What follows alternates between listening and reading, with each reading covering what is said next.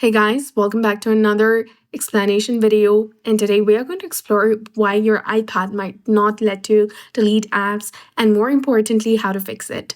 So one major reason that you cannot delete apps is due to the restrictions in your screen time settings. These settings can block app deletion as a part of your content and privacy controls. And here's how to solve it. First, you need to go ahead and open your settings on your iPad. Now go to screen time. If the screen time isn't set up, go ahead and set it up. And once it's active, you can change the settings that might be stopping you from deleting apps.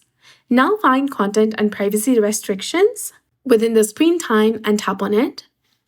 At the top of this menu, there is a switch to turn content and privacy restrictions on or off. If you want to remove all restrictions, simply turn this switch off. However, if you want to adjust certain settings, leave the restrictions enabled and continue to the next steps. To specifically allow app deletion, you can go to iTunes and App Store purchases, then find the deleting apps option and tap on it and choose allow.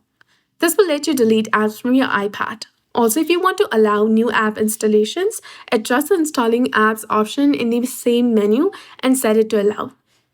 Another key step is to update or remove your screen time password, if you have one. This passcode can sometimes prevent changes to your settings. To update or remove the passcode, you can go to the main screen time menu and you will see options to change the screen time password. So by following the simple steps, you should be able to fix the issue and delete apps from your iPad without any problems.